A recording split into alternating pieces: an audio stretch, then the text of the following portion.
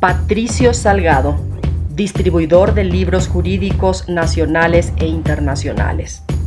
Los mejores textos en materia penal, civil, tránsito, constitucional, códigos y doctrina lo encuentras en Patricio Salgado.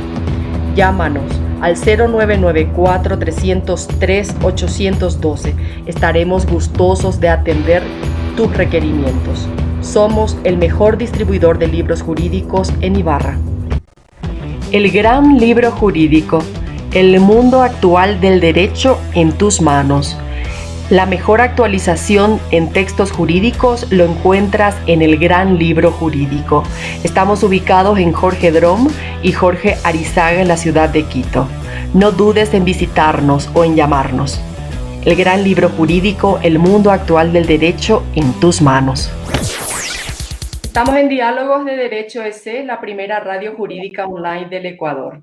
Tengan muy buenos días todas aquellas personas que madrugaron para ver nuestra gran programación el día de hoy con un nuevo segmento, el de clases magistrales. Muy buenos días, Luis. Buenos días, Fátima. Qué gusto saludarles a todas las personas que nos acompañan todas las semanas a través de Diálogos de Derecho EC, la primera radio jurídica online del país. Es un gusto compartir en esta oportunidad con la doctora María Mardel Gallegos, con quien estaremos tratando el tema responsabilidad penal de las personas jurídicas en el Ecuador. Qué gusto, doctora. Buenos días. Buenos días, ¿cómo están? ¿Me escuchan? ¿Sí se escucha? Sí, todo bien. Sí, perfecto. ¿Cómo están? Muchísimas gracias, Fátima, gracias, Luis, y especialmente gracias a Diálogos de Derecho Ecuador por esta invitación. Les felicito por esta iniciativa. Creo que es importante que existan estos espacios para poder, justamente como el nombre lo dice, ¿no? Dialogar sobre cuestiones de derecho. Muchas gracias, doctora. En esta oportunidad quiero preguntarte, Fátima, ¿nos podrías hablar acerca del obsequio que vamos a regalar esta mañana? Por supuesto, Luis, el día de hoy tenemos un obsequio especial para todas aquellas personas quienes nos estén acompañando durante la programación. El obsequio consiste en un libro penal. ¿Sí me puedes ayudar mostrando en tu pantalla, Luis? Con mucho gusto, Fátima. Se trata de este libro de criminalística que nos regaló el auspiciante señor Patricio Salgado, de Distribuidora Jurídica de Libros. Sin duda es un gran aporte. Así es, Luis. Entonces, todas aquellas personas que empiecen a comentar esta programación, la doctora al final va a elegir un número y esa persona, en el número de comentarios en el que conste dentro de nuestra pantalla, va a ser la ganadora de nuestro libro. Somos Diálogos de Derecho EC y empezamos nuestra clase magistral. Muchas gracias, Fátima. Voy a presentar a la doctora. María del Mar Gallegos Ortiz se graduó como abogada de la Universidad de las Américas. Es máster en criminología por la Universidad de Melbourne, en Australia. Especialista en Derecho Penal por la Universidad Andina Simón Bolívar.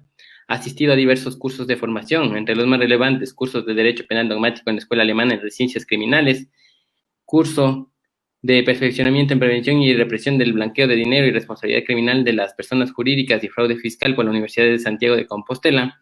Actualmente es abogada, litigante y consultora en compliance penal como socia fundadora de MPL y profesora de la Universidad de las Américas. Bienvenida, doctora. Muchísimas gracias, Luis. Nuevamente agradezco por esta invitación. Me parece que es un espacio, veo que es un espacio muy fresco, muy nuevo, muy innovador, ¿no? El tema que hemos escogido el día de hoy para poder hablar es el tema de la responsabilidad penal de las personas jurídicas. Este tema es un tema que ya se ha venido discutiendo a lo largo de algunos años, ¿sí? Pero algo pasa en el Ecuador que no llega a cuajarse realmente el tema, no llega realmente a explotarse el tema de la responsabilidad penal de las personas jurídicas, y tanto es así que vemos que no existen sentencias, o mejor dicho, existen muy pocas sentencias, ¿sí? Contra personas jurídicas, de lo que tengo entendido que en Corte Provincial estas no han sido, las empresas han sido ratificadas su estado de inocencia, es decir, hay muy pocas sentencias en contra de las personas jurídicas, pero lo que es cierto es que no tenemos jurisprudencia al respecto, ¿sí? Porque no ha llegado todavía ninguna sentencia o ningún caso al nivel de casación, y pues la Corte Nacional no ha tenido todavía la oportunidad de pronunciarse con respecto a casos en donde existan personas jurídicas que hayan sido responsables de un delito.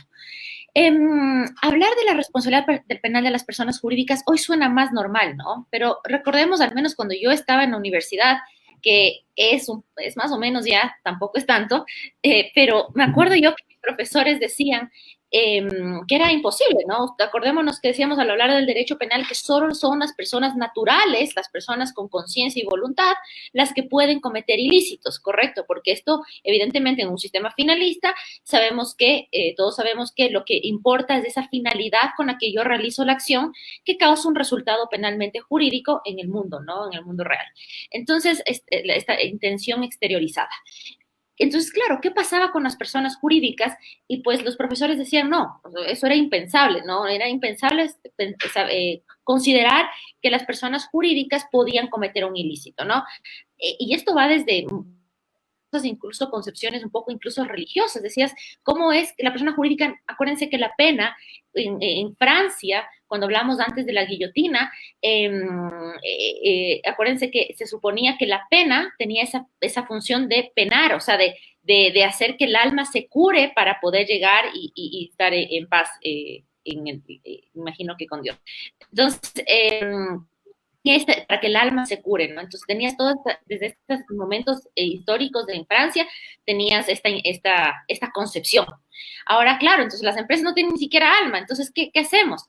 Ahí nace el famoso aforismo latino que dice, societas non potes delinquere, es decir, las sociedades no pueden delinquir.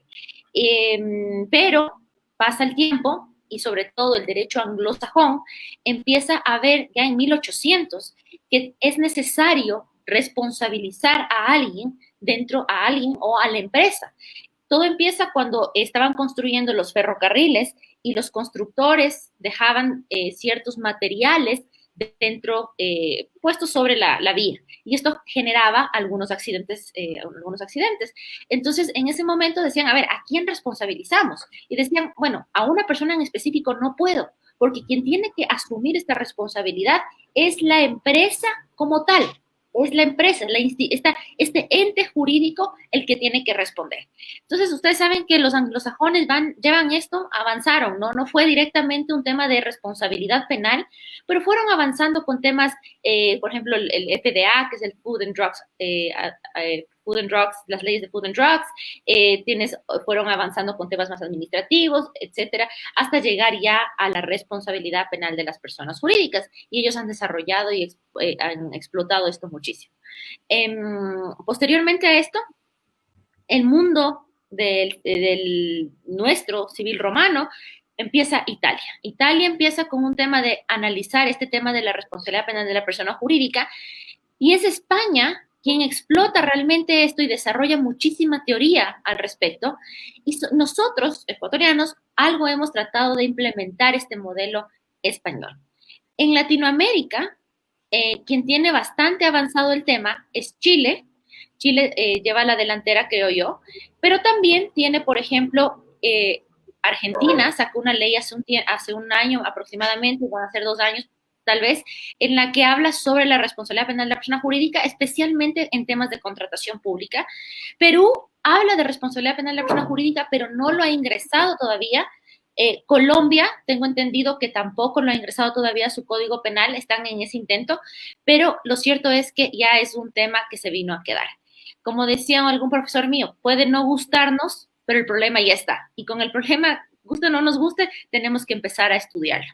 Entonces, ¿cómo nace esto? Y voy aquí a hablar un poco de ciertos aspectos criminológicos, ¿no?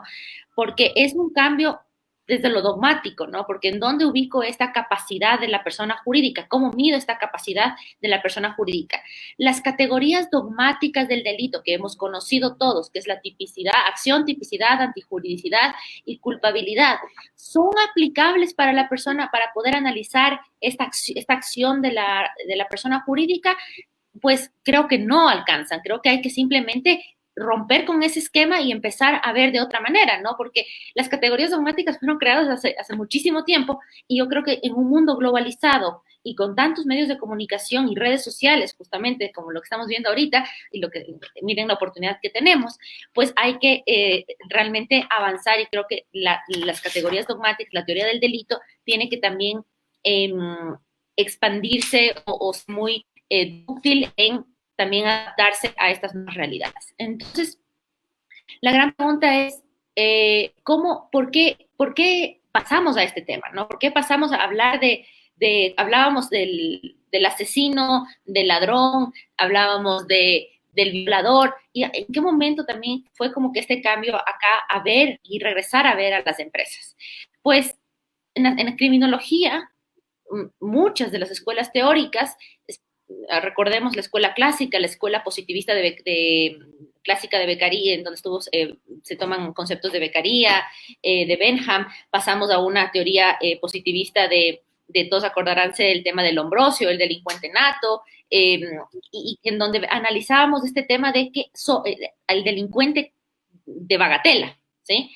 Y decíamos por qué hay otras escuelas posteriores que te analizan el tema de situaciones ecológicas, como la Escuela de Chicago, que te analiza cómo el entorno o la estructura social produce una desorganización social, y esto conlleva que las personas en un entorno destructurado pues cometan ilícitos, ¿no? Pero aparecen, para mí, creo que son dos autores principales y posteriormente el que acuña realmente el término de delitos de cuello blanco, pero aparecen Merton y Durkheim en una especie de como cambiar un poco este esquema y decir por qué las personas cometen un ilícito. Dice, bueno, la pobreza no lo es. Creo que la pobreza no es lo que causa que las personas cometan un ilícito, pero hay otras causas, como por ejemplo este tema que les decía del tema de globalización, en donde las sociedades pasaron de ser de una sociedad solidaria a ser una sociedad mucho más mecánica, en donde valoramos mucho más, o ya no valoramos, mejor dicho, la especialidad de cada persona, sino que lo que valoramos es ahora la maximización del tiempo, la producción en masa. Ya no voy al zapatero que te hacía a tu pie o al traje de sastre, ahora prefieres y por tiempo vas y compras al lugar en donde existen máquinas de esto, ¿no es cierto? Entonces, claro, perdiste esta capacidad de poder conocer al otro, de saber quién es el otro, ¿sí? Y en esa falta de cohesión social, realmente lo que haga yo ya no le importa al de al lado, y por lo tanto ya no existe ese control social natural sobre las personas para poder incluso sentir algo de vergüenza al cometer ilícitos. Esto acompañado también de que frente a esta sociedad se empiezan a establecer ciertas metas culturalmente establecidas, se llama éxito. Todos queremos alcanzar ciertos niveles de éxito, ¿sí? Y estos niveles de éxito son materiales, netamente materiales. Y claro, el tema es que el Estado debería proveerme, o se supone que el Estado te provee de estas oportunidades para alcanzar estos objetivos culturalmente establecidos. El problema con esto es que nos dicen, la sociedad nos dice, o los medios de comunicación y las redes nos dicen que es éxito, pero es tan difícil llegar a eso, porque primero es materialismo puro. Y segundo, que cada vez que vas a ir avanzando son necesidades secundarias, necesidad que crea necesidades que no son necesidades realmente. Y aparte que cuando llegas a ese tope, siempre va a haber más y más y más, porque no satisface, pues, nunca vas a satisfacer del todo.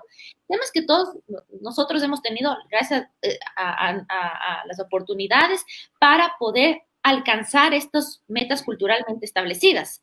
Pero hay muchas personas que no tienen esta oportunidad, y que lo que hacen es, pues, justamente, porque también son humanos y también viven en esos, y también quieren llegar a estos niveles de éxito, y éxito, les digo nuevamente, repito, cosas que son netamente materiales y no alcanzan a llegar y no pueden ir escalón por escalón para llegar a esto.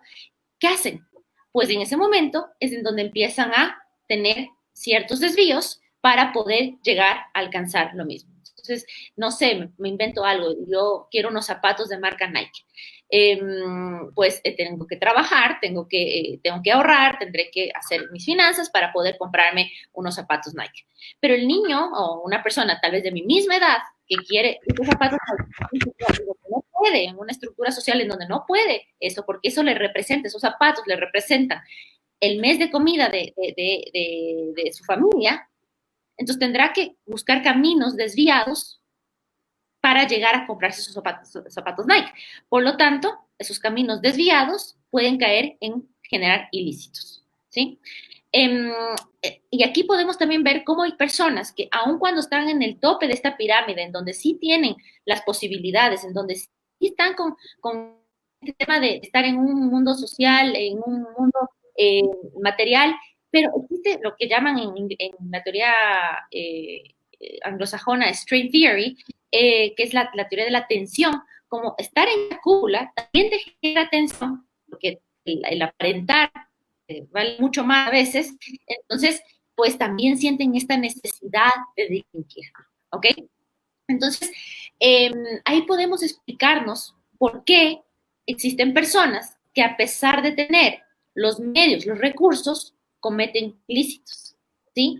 Y esto me voy adentrando un poco en el tema, por ejemplo, de los delitos de administración pública, en los delitos de corrupción, que realmente uno dice, ¿por qué cometió el ilícito? Entonces, en palabras coloquiales, podríamos decir que una posible explicación es la ambición, ¿no? La ambición que está establecida por las sociedades, o que existe esta presión por parte de la sociedad. Entonces, pasa después, pasa esta teoría y Edwin Sutherland acuña por primera vez el término de los delitos de cuello blanco. Y él hace un análisis, dice, miren, seguimos perdiendo el tiempo. Analizamos los delitos de bagatela y vemos cómo combatir a estos delincuentes comunes, pero nos hemos olvidado de ver y regresar a ver al delincuente de cuello blanco. ¿Quién es el delincuente de cuello blanco? Aquel que tiene ciertas habilidades para cometer un ilícito, ciertas habilidades técnicas para cometer un ilícito, el que tiene ciertas conocimiento en alguna materia en específico, la persona que tiene dinero, pero la característica principal del delincuente de cuello blanco es que tiene poder. Poder, como se quiera ver, puede ser poder de dinero, poder lo que sea, pero tiene poder. Ese es el delincuente de cuello blanco. Pero Sutherland se enfoca muchísimo en el daño que causa los delitos de cuello blanco. Dice, ¿cuánto? Acuérdense, bueno, en la asociación diferencial, él habla de la asociación diferencial y él dice que uno aprende a cometer ilícitos por el medio en el que se desarrolla. Entonces dice, las personas que cometen ilícitos, los delincuentes de bagatela, generalmente tienen una carrera de delincuencia, como una carrera profesional, una carrera de delincuente, en donde va mejorando su capacidad para poder cometer ilícitos. Dice, estas personas en toda su carrera profesional probablemente no van a hacer ni la mitad del daño que causa un delincuente de cuello blanco, ¿sí? Porque un delincuente de cuello blanco que roba $100,000 o no roba, o estafa, o cohecha, o no sé, tráfico de influencias, por $100,000 es un niño de pañales, y dices, pero ¿por qué hiciste tan poco? ¿Sí? En cambio, para un delincuente de bagatela, tal vez en toda su carrera profesional, en su carrera delincuencial, no va a cometer el daño o la ganancia que tenga, no va a ser la misma que cometa tal vez un delincuente de cuello blanco en un solo acto, ¿sí? Entonces él dice, ya, preocupémonos ahora de ver no el daño que se causa, ¿no? ¿Cuáles son los efectos que causan estos delitos? Y él habla de una cosa que a mí me parece muy interesante. Aparte del tema del daño material que causa esto, él habla del efecto moralizador, o mejor dicho, del efecto desmoralizador que causan los delitos de cuello blanco. Porque dice, el mensaje que se manda por cometer este tipo de delitos es tan negativo que la sociedad dice, si él que tiene poder comete este ilícito, ¿yo por qué no? Si él para llegar a tener lo que ha tenido comete estos ilícitos, ¿por qué yo no? Y empiezas a moralizar, a cambiar la moralidad, la moralidad o la moral de la sociedad, y dices, yo también puedo cometer eso, ¿sí? Y ahí es cuando empezamos a normalizar ciertos actos de corrupción. Entonces, ustedes hemos escuchado alguna vez, no sé, es que hay que darle tanto, es que hay que hacer esto, es que para hacerlo esto hay que llevar a esto. Y empezamos, porque si no, no te sale. Eso es normalizar actos que son delincuenciales, pero que llegamos a decir que son tan normales que los dejamos de ver como delitos, ¿sí? Entonces, esto realmente es preocupante para una sociedad, Porque si nosotros mismos nos hacemos ciegos a lo que realmente es un delito, pues estamos realmente condenados a fracasar, ¿no? Porque no reconocemos el error. Entonces, dicho esto, veo que voy 19 minutos y sé que el tiempo nos apremia. Voy un poco a avanzar en el tema. Quería darles un contexto, ¿no? De cómo llegamos a hablar entonces de los delitos de cuello blanco.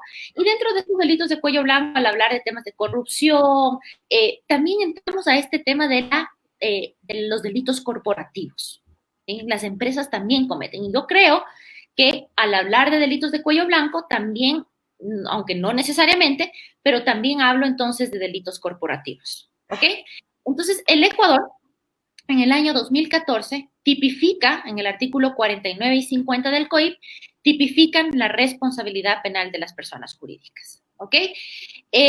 Recordemos que el derecho penal siempre es una herramienta política, es una herramienta de política, mejor dicho, el derecho penal refleja una política criminal, y yo creo que en ese momento, cuando se tipifica el artículo 49 y 50, realmente yo creo que respondió más a un tema de derecho penal simbólico que realmente a un tecnicismo real, porque sí, la intención era, yo creo, porque yo soy de las personas que cree que sí tiene que haber la responsabilidad penal de la persona jurídica, pero creo que fue simplemente pincelazos de color en el COIP.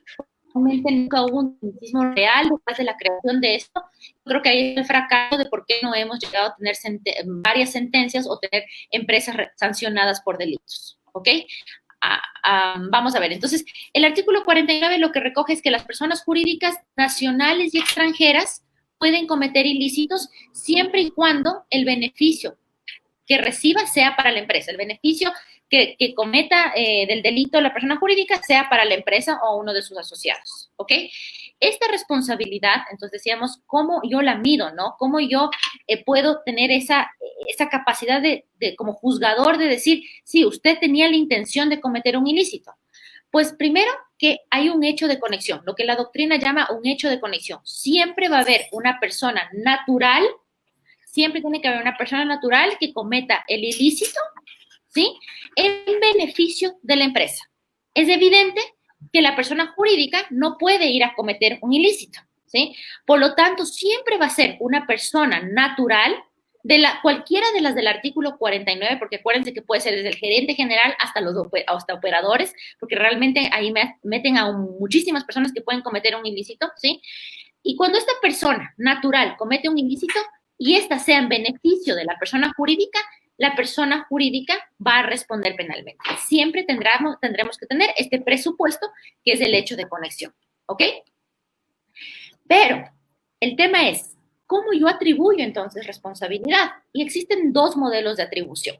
El modelo de heteroresponsabilidad o vicarial, que es uno solo, y el modelo de autorresponsabilidad. Hay muchísimos más, pero estos para mí son como los más importantes para hoy día tratar.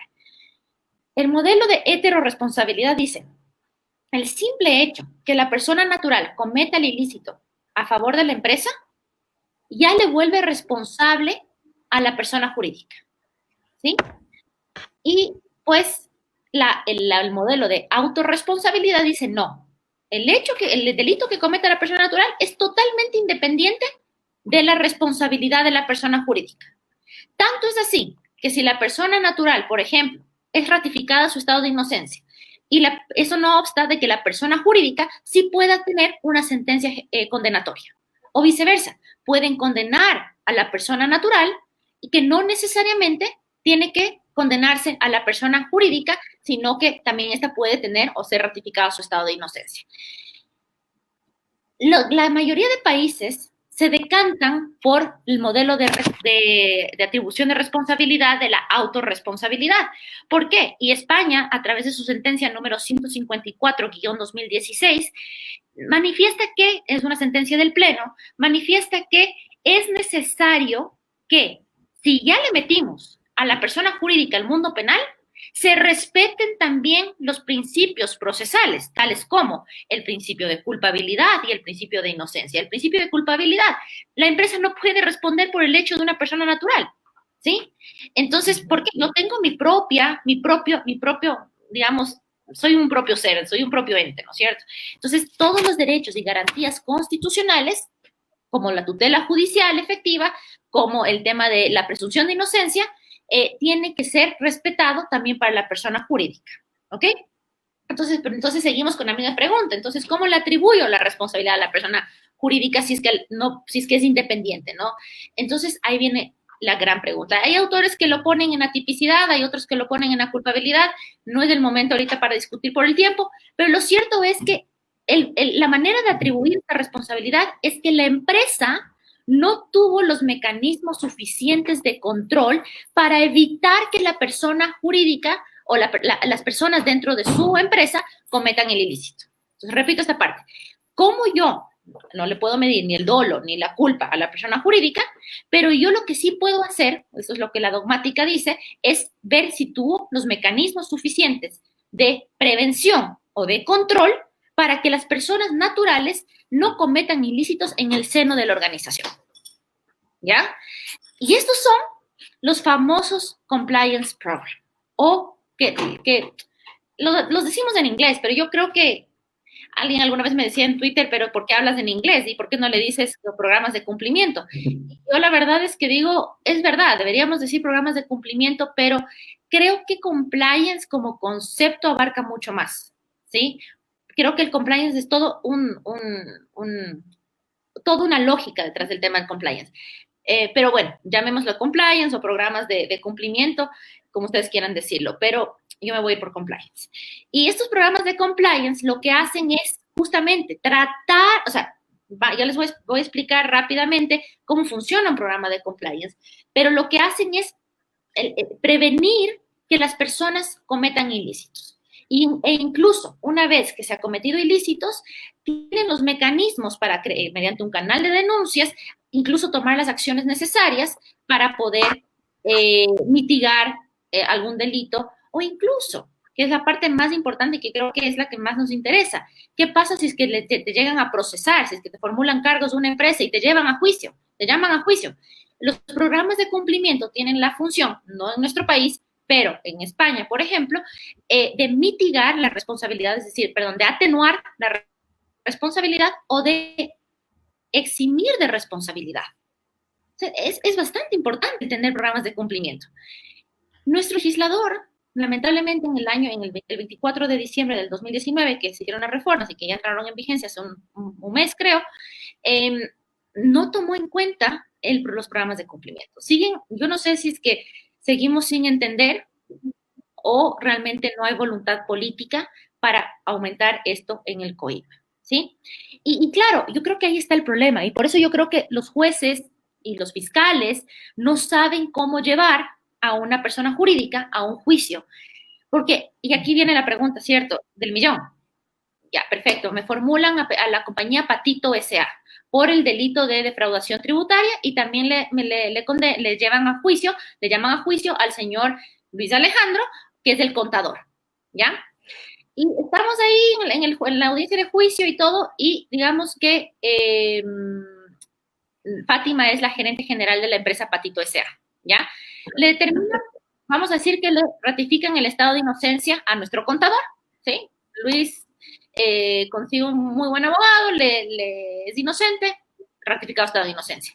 Pero a Patito S.A., Fátima es su gerente, le determinan la culpabilidad. La pregunta es, ¿Fátima tiene que irse privada de libertad? Y la respuesta es no. Fátima no, porque Fátima es solamente una representante, o Fátima digamos que es gerente general y también es representante legal. No, Fátima ese día sale caminando y sale triste, sí, pero no va, y tampoco va a salir preocupada de que le van a ir y le van a llevar con una boleta de encarcelamiento, a algún centro de detención. No, quien responde es la empresa, ¿sí? Y yo he hecho esta pregunta a miles de personas, a muchas personas, a jueces y a fiscales, y lo que dicen es, no, la gerente es la que tiene, o el representante legal es la que tiene que irse presa. No. Ya la persona jurídica tiene responsabilidad propia, ¿sí? Tanto es así que ustedes revisen el artículo 71 del COIP y tienes las penas propias para la persona jurídica, que van desde multa, desde suspensión temporal, hasta la disolución de la empresa, prohibición de contratar al Estado. O sea, hay pena de muerte para la empresa, para la persona jurídica, para la empresa, porque se disuelve. Tienes esa pena en el artículo 71, ¿sí? Tan independiente es la responsabilidad penal de la persona jurídica que incluso tú tienes medidas cautelares propias para la persona jurídica. Es decir, que en audiencia de formulación de cargos nos pueden tranquilamente poner medidas de cautelares como, por ejemplo, suspensión temporal de la empresa, ¿sí? Así de independiente. Y Fátima, que era la gerente, tranquilamente va a estar, o sea, va a estar preocupada por su empresa, pero ella va a estar como persona natural totalmente tranquila. Muy bien. Entonces, digamos que el tema de arroz verde, el tema de que el caso sobornos hubiese pasado 2010, si no me equivoco, 2016-2019, ¿no es cierto? Caso sobornos 2016-2019, pero si hubiese sido, yo qué sé, arroz verde, caso sobornos 2014-2020, muy probablemente habría que ver el tema de cuándo entró en vigor el 2014 el tema de la responsabilidad penal de la persona jurídica, pero el cohecho fue recién ingresado como un tipo penal, ya estaba el cohecho, me refiero a que el hecho de que pueda ser susceptible de sanción una empresa por el delito de cohecho es reciente, si no me equivoco, 2018, febrero del 2018, o si estoy equivocado, febrero del 2019. Pero este delito se aumentó en el catálogo de delitos para las personas jurídicas. Entonces, si hubiese sido este caso posterior a esta reforma, era muy posible que quien responda eran las empresas y no los gerentes generales ni los accionistas, ¿sí? Y yo creo, y estoy convencida, de que esto a efecto sociedad o como una consecuencia hubiese sido mucho mejor que llevar a los gerentes o accionistas o presidentes a un juicio. ¿Por qué? Porque si lo que la sociedad quiere o lo que nosotros reclamamos como justicia, ¿qué es? Que la persona esté presa. Y sí, eso es una sanción, pero realmente restaura a la sociedad. Yo soy una incrédula del sistema penitenciario, entonces yo creo que no. Pero si es que yo realmente sanciono a la empresa, no sé, cualquiera de las empresas que estén involucradas, voy a poner otra vez Patito S.A. para no herir susceptibilidades o lo que sea. Entonces, voy a decir que Patito S.A. era responsable, ¿ya? Entonces, Patito S.A. va a dejar de funcionar. Va a dejar, digamos que le ponen el máximo de la pena, disolución de la persona jurídica, va a dejar de funcionar. ¿Y qué va a tener que hacer? Van a tener que crear probablemente una nueva empresa, pero ya con todos los mecanismos de prevención para evitar que se cometa un ilícito. Pero en este caso de sobornos, los gerentes, el presidente, los accionistas se van presos, pero la empresa sigue funcionando. Y si la empresa es la que es la corruptora, no hemos cambiado nada, ¿sí? Entonces no comprendemos a nivel país todavía la importancia de esta figura, ¿ok? Que la importancia va por dos vías. Uno, la prevención del delito, ¿sí? Que yo creo que es momento de fijarse en prevención y no en reacción. Es obviamente esta prevención, porque evidente, a ver, hablamos de multinacionales, hablamos de empresas muy grandes, en donde nadie puede estar sobre alguna persona 24/7, nadie.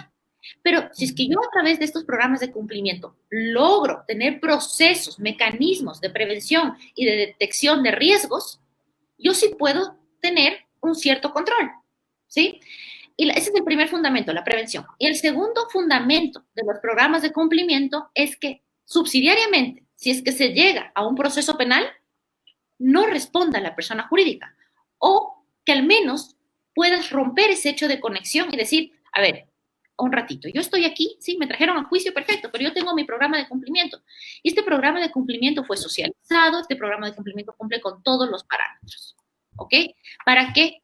Evitar que se cometa un ilícito. Y ahora si se cometió, pues sanciónenle a la persona que cometió este ilícito. Muy bien, estos programas de cumplimiento tienen varios pasos, ¿no? El primer paso es conocer el entorno social, el entorno legal, organizativo, empresarial. Es saber qué nomás existe dentro de la empresa. El segundo paso es el conocimiento de todo el entorno normativo y regulatorio que afecta a la empresa. ¿Y cuál es la diferencia de cumplir con las normas y el compliance? El hard law o esta parte legal es el mínimo e indispensable. Todos tenemos que cumplir con requisitos legales. El compliance se vuelve un tipo de soft law, que es una autorregulación. La empresa, después de que se le haga el mapeo de riesgos de todo lo que la empresa podría cometer ilícitos, el empresario va a decidir sobre qué de estos riesgos penales yo hago modelos o mecanismos de control, ¿sí? Yo puedo como consultora entrar a la empresa y decirle, no sé, una empresa petrolera. Yo le puedo decir a la empresa petrolera, tú tienes de los más de 60 delitos, porque en la última reforma lo que sí hicieron fue aumentar tipos penales, entre ellos la estafa, que me parece correcto. Yo le puedo decir, mira, tú puedes cometer como empresa petrolera no sé, de los 60 tienes riesgo máximo de los delitos, los más fuertes son los delitos ambientales y los menos fuertes que tú tienes son los delitos de lesa humanidad, ¿sí? Y los medianos son los delitos económicos, cohecho, y los de la administración pública. Dime tú si quieres que te haga un manual de cumplimiento completo, es decir, un manual de cumplimiento de todos los riesgos, o tú quieres que te haga de algo en específico. Y ahí viene por qué esto es como un traje a la medida, porque depende del apetito ético del empresario para que te diga, hazme de todo, o hazme solamente de los que están en más peligro de que yo cometa. Perfecto. Yo le hago el mecanismo, socializo, pongo en práctica, estoy controlando periódicamente que se cumplan con los procesos. Pero si el día de mañana a este empresario, o mejor dicho, a esta empresa le llevan por un delito de lesa humanidad, pues él no va a tener un mecanismo de control al respecto. ¿Ok? Y con esto voy acabando. Veamos el ejemplo del Barça en España. Con el pase de Neymar Jr., la empresa Barça creó varios contratos mercantiles con la finalidad de evitar el pago de impuestos de no residentes en España. Por lo tanto, el fisco español se vio perjudicado en alrededor de más de 6 millones de dólares por parte del Barça y le llevaron al Barça a un proceso penal por defraudación tributaria. Antes de ser llevados al juicio oral, es decir, a la audiencia de juzgamiento, el Barça contrató un programa de cumplimiento y le atenuaron la pena. Entonces, la multa se redujo muchísimo y se dice que el Barça es el primer club de fútbol con antecedentes penales. Pero al final, el Estado recuperó lo que quería, que era el dinero, ¿no? Entonces, miren, hay empresas como el Barça que ya son y tienen antecedentes penales y esto obviamente también causa un tema reputacional, ¿no? Yo creo que ahí viene la importancia, un segundo punto importante con respecto a por qué mantener el tema de la responsabilidad penal de la persona jurídica. Porque si bien es cierto, termina siendo igual multas o disolución, que esto también lo puede conocer la superintendencia de compañías, son sanciones también que podría poner la superintendencia de compañías. Yo creo que a ningún empresario le gusta estar envuelto en un tema penal. ¿Sí? Porque eso reputacionalmente, y recordemos que hay muchas empresas que están en el mercado de valores, esto le va a bajar muchísimo, muchísimo valor a su empresa. Y por lo tanto, ahí viene la eficacia de esto. Y los Estados Unidos son expertos en esto. Entonces, el fiscal tiene esta posibilidad de negociar con el empresario y decirle, mira, contrátate todos los programas de cumplimiento, ponte compliance programs, ten ISOs, y cumple con toda la normativa y el soft law para que yo no te lleve a juicio. Y los empresarios dicen, prefiero hacer esto, gastar en esto, a que irme a un juicio, gastar en abogados que me resulta más caro y segundo, salir en medios de comunicación. Entonces, miren que el tema de responsabilidad penal de la persona jurídica puede tener incluso muchas aristas para considerar y que, repito, nos falta aún mucho por indagar en el tema y desarrollar en el Ecuador. Entonces, con esto, para ser justas con el tiempo, estoy dentro de los 40 minutos, entonces abro el espacio a preguntas. Ya me pasé, no pasa nada. Vamos con 2 o 3. Doctora, muchas gracias. Es un gusto haber compartido con usted, sobre todo un tema que es de relevancia social. Estamos frente a varios casos de corrupción en el país que han dejado una gran afectación y nos está perjudicando porque estamos frente a una crisis sanitaria y a la vez no se ha recuperado ningún dinero, como usted decía, de la corrupción. Entonces es algo lamentable. Por otro lado, también señalar que esta responsabilidad penal de las personas jurídicas, como usted dijo, no se da solo en el panorama político, sino también empresarial, y es importante esas normas de cumplimiento, esos programas de cumplimiento, el compliance penal. Entonces, Sin más preámbulos, voy a leer primero los comentarios. La señorita Alexandra Guzmán Guzmán dice: felicitaciones, doctora, excelente profesora y profesional. Asimismo, excelente iniciativa, que le felicitan. Y voy a proceder a leer unas preguntas. La primera pregunta hace Edward Tulcanaza Ruiz. En este caso, ¿las empresas o personas jurídicas cometerían delitos de omisión por parte de los administradores y gerentes? A ver, es importante, a ver, dice, las empresas cometerían delitos de omisión por parte de los administradores y gerentes. A ver, en el Ecuador tenemos, como les decía, el catálogo de delitos, en donde vamos a ver que existen delitos, como les decía, desde lesa humanidad, delitos como cohecho, tráfico de influencias, estado de activos, delitos de seguridad social, delitos en contra de la naturaleza o Pachamama, y algunos otros como, si no me equivoco, delitos de pánico financiero, algunos, hay muchísimos delitos dentro de esto. Pero en cuanto a la omisión, alguna vez me preguntaban esto, y el tema es, el hecho de no tener un programa de cumplimiento se vuelve una omisión. Al final del día, si lo vemos dogmáticamente, se vuelve una omisión. Entonces, si es que si mis socios, empresarios, administradores, gerentes, no tuvieron un programa de cumplimiento, en realidad eso será una responsabilidad de la empresa, ¿sí? Entonces, sí, respondiendo a la pregunta, sí se vuelve un tema de omisión. Ahora vamos desde el tema de los programas de cumplimiento. Ahora vamos al tema más como el que nosotros entendemos a diario en los temas de los delitos de acción y de omisión. Sí, también podría ser responsable por un delito de omisión. No importa, por cualquier delito, sea un delito de acción, sea un delito de omisión, la empresa también puede responder por esto, ¿ok? Entonces, la respuesta sería sí. Muchas gracias, doctora. Hay otra pregunta. José Rueda Duque. ¿Los programas de cumplimiento deben ser establecidos por la ley o cómo se establecen dentro de la empresa? Primero, un saludo a José Rueda, que fue mi alumno, un gran, no sé si ya se graduó o no se graduó, pero a todos mis alumnos los recuerdo con muchísimo cariño. Espero que ya se haya graduado, entonces tal vez ya seamos colegas. ¿Los programas de cumplimiento deben ser establecidos por la ley o cómo se establecen dentro de la empresa? Gran pregunta. A ver, la ley ecuatoriana no lo contempla, ¿sí? No lo contempla. Yo estuve en asamblea cuando fueron las reformas tratando de que de exhortar a los legisladores a que lo implementen, ¿sí? Pero realmente no lo hicieron, no sé qué pasó, en segundo debate ni siquiera pasó la norma, el proyecto, no sé qué pasó. El tema es que nuestro código no te dice que tienes que tener estos programas de cumplimiento, ¿sí? Hay un profesor que se llama Gustavo Javier Fernández Teruelo, español, y él dice que él cree que no deberían estar contemplados, sino que es algo que el empresario podría tener o no tener y llevarlo a juicio como un medio probatorio y pues allá verás en juicio o en el proceso. Pero yo, la verdad, atendiendo a la realidad ecuatoriana, yo que llevo en esto algunos años y que he intentado vender esto a empresarios, les digo, nuestra cultura no somos así. Si la ley no te exige o no te da algo la ley a cambio de tener un programa de cumplimiento, el ecuatoriano no lo hace, ¿sí? Porque esto es como un seguro, así, creo que ahorita me acaba de ocurrir un ejemplo perfecto.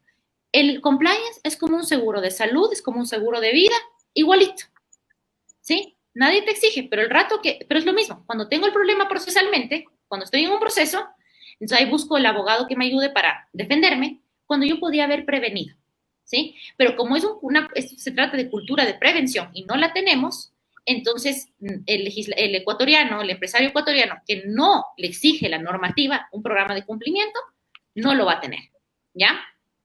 Entonces es importante que el COIP, para mí es muy importante que el COIP sí diga que el que tenga un programa de cumplimiento, este programa de cumplimiento, el juez tendrá la libre valoración de saber si este programa de cumplimiento realmente iba a prevenir o no iba a prevenir los ilícitos y que por lo tanto se le exonera de responsabilidad o se le atenúa la responsabilidad. ¿Ok? Lo que sí es cierto es que no considero que tenga que decirte todo lo que un programa de cumplimiento debe tener. Eso ya dependerá de la consultora que te haga el programa de cumplimiento y otra vez del trabajo en conjunto con el empresario para ver cuáles son los mejores mecanismos de prevención para tu empresa. ¿Cómo llevo esto procesalmente? Porque eso es va de la mano, creo, la pregunta. Esto tú vas a llevar como un medio probatorio, tal cual. Entonces tú anuncias en audiencia preparatoria de juicio tu modelo de cumplimiento. Llegas a audiencia de juicio y lo vas a presentar como un programa, como una prueba documental, que el juez lo tendrá que valorar. Pero esto ya lo han hablado, no sé si es en España o en Estados Unidos, pero ya lo han hablado de que el solo programa de cumplimiento no te va a servir. Tienes como el testimonio anticipado, no solamente en temas de violencia, no solamente el testimonio anticipado, tengo que valorar en conjunto. Entonces el programa de cumplimiento será una prueba más. Y el juez y yo como defensa, como abogada, tendré que llevar muchas otras pruebas que también corroboren a este programa de cumplimiento. Como por ejemplo, podría llevar clientes, ¿no es cierto?, que sepan cómo era la entrega de la mercadería y que esto realmente, proveedores, acreedores, distribuidores, a mis empleados, para que sepan, para que puedan darle al juez su testimonio y decir que los programas de cumplimiento eran muy, muy exigentes y que realmente había cada cierto tiempo una socialización. Todo esto tendrá que ser en conjunto. La prueba tendrá que ser valorada en conjunto, ¿sí? Pero, peritos, por ejemplo. Peritos que digan, no sé, si es que es un tema ambiental, como estamos viendo hace un rato. Si es que es un perito ambiental, es un manual de una empresa pesquera y otro manual de cumplimiento en cuestiones de medio ambiente, tendría que haber un perito ambiental que me diga que si estos mecanismos que yo opté eran suficientes para prevenir la contaminación realizada. ¿Ya? Entonces tienes todo. Procesalmente me encantaría, pero ni siquiera llegamos a entender el programa de cumplimiento bien, menos procesalmente y como medio probatorio, ¿sí? Pero creo que hay mucho por explorar ahí. Pero, conociendo a José Rueda, que no me acuerdo si no era, que creo que le interesa más el tema societario por esa parte, o no estoy muy segura de eso, pero hay un tema que tal vez sea de mucho interés, que es, por ejemplo, ¿qué pasa con la resolución del juez? Digamos que el juez sí me dice disuelvo la empresa, ¿sí? ¿Qué pasa? ¿Esa sola sentencia ya me sirve para disolver la empresa? ¿O tendré que esa sentencia llevar a la superintendencia de compañías y de ahí empezar un proceso para liquidar y que pagar acreedores, obligaciones laborales? Eso me parece que es un campo que nadie ha dicho nada, que no se ha explorado y que realmente más bien ahí veo un nicho de mercado. Veo que ahí puede alguien que le interese esto, explotar esto, profundizar en esto, y que realmente esa no voy a hacer yo porque no me gustan los temas mucho societarios, yo me quedo en el ámbito penal, zapatero a su zapato. Entonces yo, por ejemplo, ahí invito a los que les gusten estos temas a que exploren. A ver, tengo una sentencia, perfecto, tengo una sentencia ejecutoriada, disuélvase a la empresa Patito S.A. Ok, ¿qué pasa entonces ahí? Esa sentencia ya es válida, voy y cierro la lámpara y cierro la puerta, ¿se acabó? No, yo creo que ahí viene, en cambio, un aspecto societario que tiene que ser contemplado. Muchas gracias, doctora. Hay una persona más que ha hecho una pregunta, pero no sé el nombre porque está sin nombre, no sé por qué. Bueno, entonces también hay buenos comentarios, también nos están saludando desde Asunción. Felicitaciones por el programa. Creo que a Fátima, creo que hay un direccionamiento aquí en este caso. Sí, un saludo especial a toda la gente de Paraguay que nos está viendo. Bueno, hemos llegado a la parte final. Hay buenos comentarios respecto a la clase magistral. Le agradecemos bastante, doctora, por cuestiones de tiempo y también porque se le acerca una audiencia en pocos minutos. Tenemos que despedirnos. Les agradecemos a todas las personas. Esperamos tenerle en una próxima oportunidad. Fátima, yo quisiera que nos sortees del libro porque no sé quién se va a llevar. Claro, tenemos varios comentarios. ¿Me puedes ayudar contando los comentarios, Luis, por favor? Con mucho gusto. Para que la doctora nos ayude a sortear. Vamos a ver a quién le da la suerte el día de hoy. Bueno, aprovecho este tiempo también para agradecerle, doctora María del Mar, por su excelente exposición, como siempre ayudando a las personas quienes nos estamos iniciando recién en el derecho. Y infinitas gracias también de parte de todas las personas quienes estuvieron observando su clase. Las personas que ya fueron alumnos de la doctora María del Mar conocen su calidad y estamos aquí demasiado agradecidos con ella por haber aceptado la invitación de venir a nuestra programación. Somos Diálogos de Derecho S.E., una radio de abogados jóvenes que quieren aportar al conocimiento del derecho. Luis, ya tienes la cantidad de participantes. Sí. Un saludo también a José Rueda, al doctor Celso Gaona, estuvieron presentes durante toda la programación, a Alexandra Guzmán.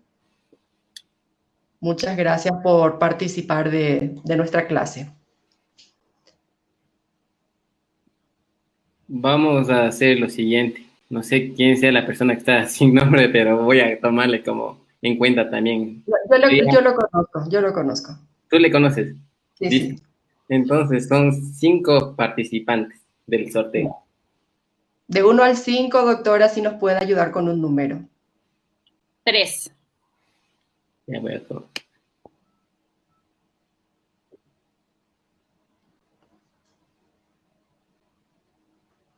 Edward Tulcanaza Ruiz, porque el primer comentario es de Alexandra Guzmán, el segundo es de José, no, estoy equivocado.